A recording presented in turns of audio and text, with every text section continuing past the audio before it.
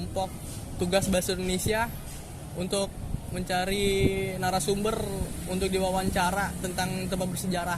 Nama saya Muhammad Rafki Putra. Nama saya Erlangga. Dan nama saya Reva Faturrahman Yusuf. Kita langsung ke tempat orangnya aja ya, langsung cari aja. Nama saya Rafin, dengan Bapak siapa? Saya Cepi, kebetulan kita dari komunitas hotel yang ada di dalam. Iya Pak. Gini Pak, kita dapat tugas dari sekolah untuk nanya sejarah dari tempat wisata Museum Fathahillah ini Pak. Kita mau nanya apa sejarah tentang tempat wisata ini Pak? Ini disebutnya Museum Sejarah Jakarta, tapi orang taunya di sini kan Museum Fathahillah. Penjajahan dari tahun 1870 sampai 1871 itu masih genting-gentingnya kolonial Belanda yang menjajah kita. 350 tahun kita dijajah oleh Belanda, Jepang dan juga Cina. Tapi orang mengenal dijajahnya kita paling lama oleh Belanda. Iya. Tapi Jepang pun ikut menjajah kita sehabis membantu kita sendiri. Iya. Nah, Indonesia merdekanya oleh diri kita bukan memperjuangkan, tapi dibantu oleh Jepang yang disebut bom Hiroshima itu. Iya.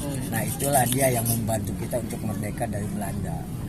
Nah, disinilah peninggalan semua dari mereka dijadikanlah kita momen kota tua bersejarah supaya orang yang tidak mengetahui supaya bisa tahu dan mengerti, oh ya ini sejarahnya orang-orang dahulu, orang-orang kita dulu dijajah untuk membangun begini, seperti kayak zaman Rodi ya kan, yang dipekerjakan tidak diupah. Iya, betul. Zaman Romusa. Iya. Nah, itu ini hasilnya. Orang-orang kita yang buat, cuman arsiteknya dari mereka.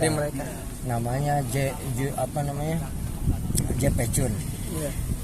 Orang-orang arsitek Belanda yang terkenal itu J.P. Chun, Jan Peter Chun, cuman dipanggil namanya J.P. Chun.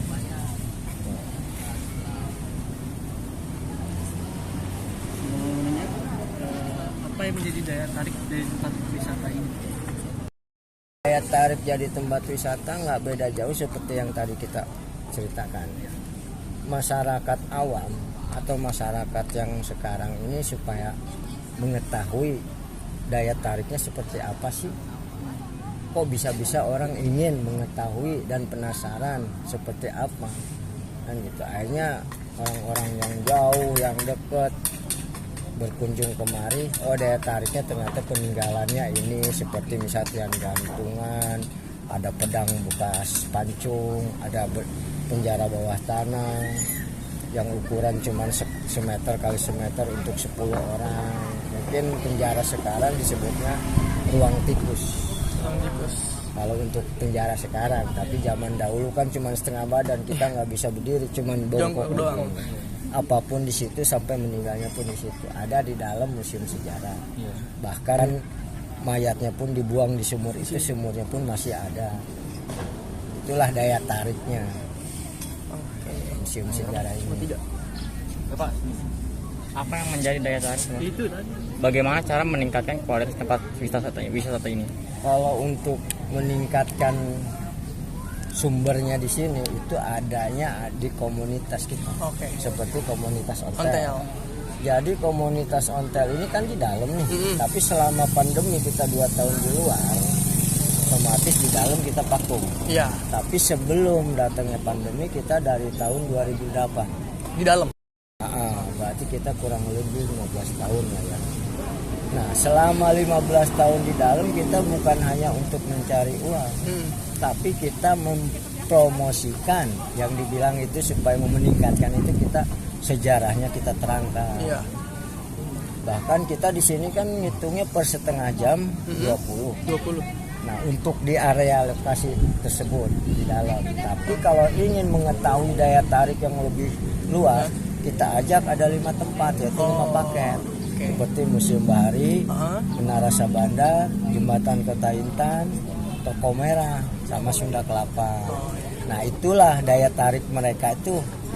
Penasaran kan, kita ajak ke 5 tempat itu, kita terangkan sejarahnya Sunda Kelapa bekas apa, Museum Bahari tempat apa, Jembatan Kota Intan, Toko Merah yang ujung ada tempat pembantaian orang-orang Tionghoa. Itu pembantaian orang-orang Tionghoa yang katanya dulu dia pengkhianat kepada mereka karena membantu Indonesia, sedangkan Indonesia lagi keadaan dijajah, padahal tidak. Mereka kita makanya Cina, maaf kata ya, Cina sampai kapanpun nggak bakalan hilang. Karena sebelum kita Cina nggak ada. Cina dulu kan. Dia merebak di mana-mana pun ada. Gitu.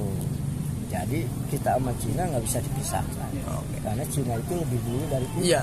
Bahkan orang-orang pinter dahulu seperti misalnya Pitung, gurunya siapa? Ya, orang Cina. Cina, Babahong. Iya. Ya kan? Itu cuman masuk Islam. Makanya Cina itu nggak bisa dipisahkan. Iya. Tapi kalau untuk menurut orang-orang Belanda, mereka lah pengkhianat kepada kita karena membela Indonesia. Akhirnya dikumpulkan di Toko Merah, dibantai. Pokoknya kita makasih banget ini. Mudah-mudahan manfaat. Iya, amin Pak. Dan guru pun bisa percaya kalau kita udah ketemu, Iya. kalian udah ketemu sama orang-orang sekitar sini. Ya kebetulan kalian ketemunya pas sama komunitas. Pas banget ya Pak.